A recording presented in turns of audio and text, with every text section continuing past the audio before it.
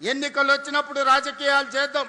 2029 ఎన్నికల్లో ఎవరు ఏమైతారో, ఎవరిని ప్రజలు ఆశీర్వదిస్తారో 6 నెలల ముందు రాజకీయాలు మాట్లాడుకుందాం. రాబోయే 2 సంవత్సరాలు రాజకీయాలకు అతీతంగా, పార్టీలకు అతీతంగా, జెండాలకు ఎజెండాలకు అతీతంగా మన ప్రాంతాలను అభివృద్ధి చేసుకుందాం. మీకు అవసరమైన నిధులను ఈరోజు మనం ఇస్తాము అని చెప్పి ఈరోజు నిర్ణయం తీసుకున్నాం. వివక్ష లేదు, లేకపోతే వితండవాదం లేదు. ఇవాళ అభివృద్ధి ప్రణాళిక, పేదల అవసరాలు తీర్వాలి. ఈ ప్రాంత అభివృద్ధికి అవసరమైన ఎలివేటెడ్ కారిడార్లు కానీ, ఫ్లైఓవర్స్ కానీ, అండర్ పాస్లు కానీ, రోడ్లు కానీ, అవసరమైన ప్రభుత్వ కార్యాలయాలు కానీ, ఇవే కాకుండా పేదోళ్ళ పిల్లలు చదువుకోవడానికి young India integrated residential schools కానీ, అదేవిధంగా తెలంగాణ స్కూళ్ళను కానీ ఈరోజు ఈ ప్రాంతంలో మనం మొదలుపెట్టినాం. ఎందుకంటే ఈ ప్రాంతానికి వివిధ రాష్ట్రాల నుంచి వలస వస్తుంటారు.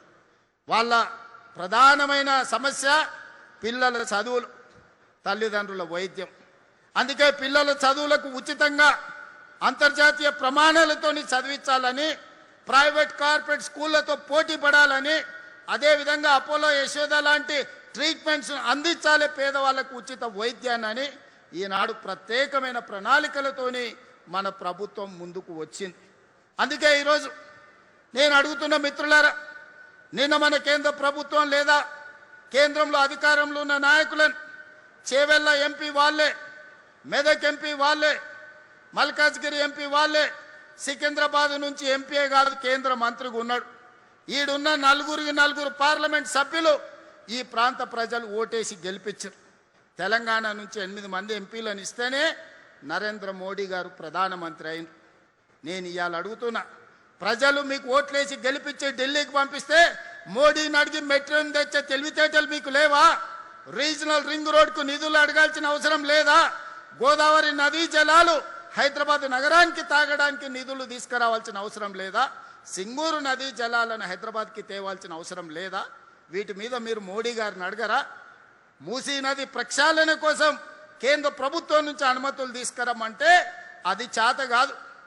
కానీ ఈడుండి పొంకనాలు కొడుతున్నారు. ఆయన పెద్ద మనిషి కిషన్ రెడ్డి వెనకటికి ఎవరో చెప్పిండంట, పొంకనాల పోసిగానికి 3 ఎడ్లుంటే 36 దొడ్లున్నాయని. అయ్యా కిషన్ రెడ్డి, నువ్వు ఎంత మొనగానువో, ఎంత లడాయికోతో తెలంగాణ వాళ్ళందరికీ తెలుసు. నీ తెలివితేటలు ఆపేయి. మోడీ గారిని అడుగు. ప్రాణహిత చేవెళ్ల మీద తుమ్మిడేటి ప్రాజెక్టు మహారాష్ట్ర ముఖ్యమంత్రి మనతో చర్చించడానికి రాకుండా అడ్డుపడుతున్నది మీరు కాదా? ఈరోజు గోదావరి నుంచి ఈ నగరంలో విస్తరిస్తున్న జనాభాకు 20 టీఎంసీల తాగునీళ్లు తేవాలని పనులు ప్రారంభిస్తే ఆ నిధులు రాకుండా అడ్డుకుంటున్నది మీరు కాదా? ఇవాళ సింగూరు జలాలను నగరాన్ని దాహార్తిని తీర్చడానికి ప్రయత్నం చేస్తుంటే అడ్డుపుల్ల పెట్టింది మీరు కాదా? ఈరోజు నరేంద్ర మోడీ గారు సబర్మతి రివర్ ఫ్రంట్ కట్టుకుంటే అబ్బా ఆహా ఓహో అని నువ్వు డప్పు కొడతావట్టి ఆయనకు. ఢిల్లీలో యమునా నది కట్టుకుంట్రి, యూపీలో గంగా నది రివర్ ఫ్రంట్ కట్టుకుండ్రి. మరి మనకున్న మూసీని ప్రక్షాళన మనం చేసుకోవద్దా? మన మూసీ బాగుపడొద్దా? మన మూసీ మన ప్రజలకు ఉపయోగపడొద్దా? మన మూసీ సరిహద్దున మన యువకులకు ఉద్యోగ ఉపాధి రావద్దా? ఎందుకు అడ్డుకుంటున్నారు? గుజరాత్కు గులాములుగా మీరు ఎందుకు పనిచేస్తున్నారు? గుజరాత్ అభివృద్ధి చేసుకోవడం నరేంద్ర మోడీ బాధ్యత అయితే తెలంగాణ హైదరాబాద్ నగరాన్ని అభివృద్ధి చేయాల్సిన బాధ్యత కిషన్ రెడ్డికి, ఈటెల రాజేందర్కు, విశ్వేశ్వర రెడ్డికి, రఘునందన్ రావుకి లేదా అని నేను అడుగుతున్నా. ఇక్కడున్న ప్రజలు మీకు ఓటు వేయలేదా? మిమ్మల్ని ఎంపీలను చెయ్యలేదా? మీరు కేంద్రంలో ప్రభుత్వంలో లేరా? ఇవాళ పదే నువ్వేం చేసినావని నన్ను అడుగుతున్నారు. 10 ఏళ్ళు ఉన్నాయన, 10 ఏళ్ల తర్వాత ఫామ్ హౌస్లో వండుకున్నాడు. 12 ఏళ్ళు అయింది నరేంద్ర మోడీ వచ్చి. 2 ఏళ్లలోనే ఏమి చేయలేదని నన్ను అడుగుతున్నారు కదా. అసెంబ్లీకి రాండి. 10 ఏళ్లలో ఆయన ఏం చేసిండో, 12 ఏళ్లలో మోడీ ఏం చేసిండో, 2 ఏళ్లలో నేనేం చేసిండో నేను చర్చ పెడతా. మా పిఎస్సి చైర్మన్ అరకపూడి గాంధీ గారితోనే నేను సమాధానం ఇప్పిస్తా.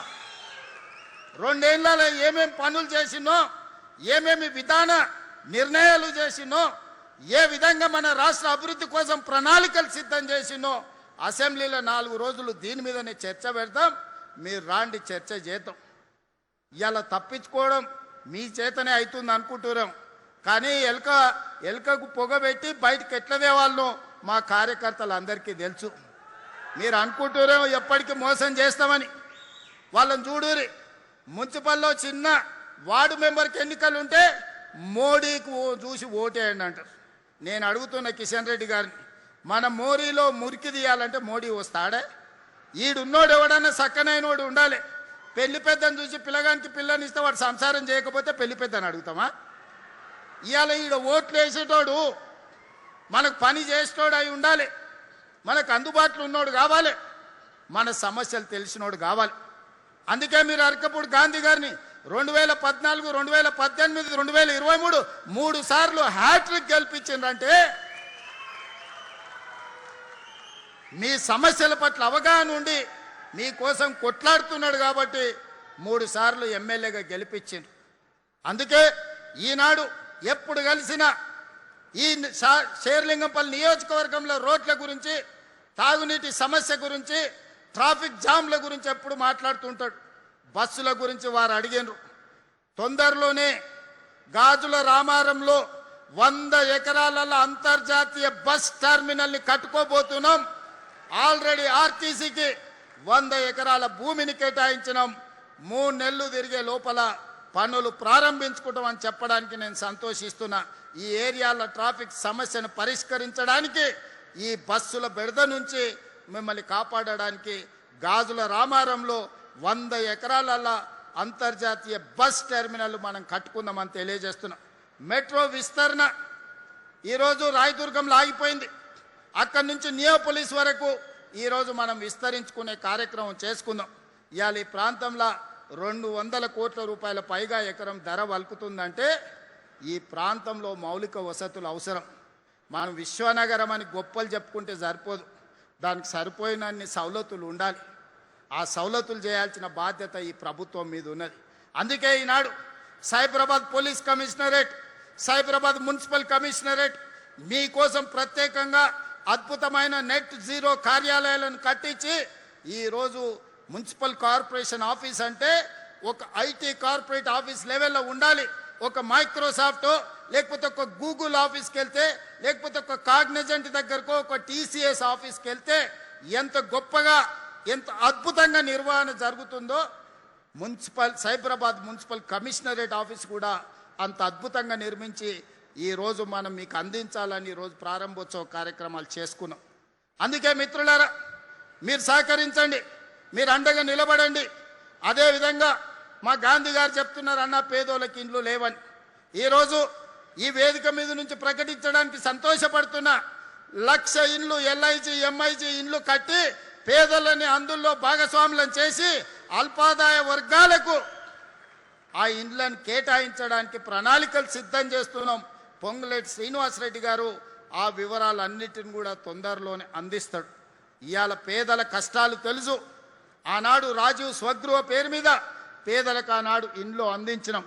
ఈనాడు మళ్ళీ పేదలకు ఇండ్లు ఏ ప్రాంతంలో ఉన్న వాళ్లకు ఆ ప్రాంతంలోనే కట్టించాలని ఆలోచన చేస్తున్నాం. ఎక్కడో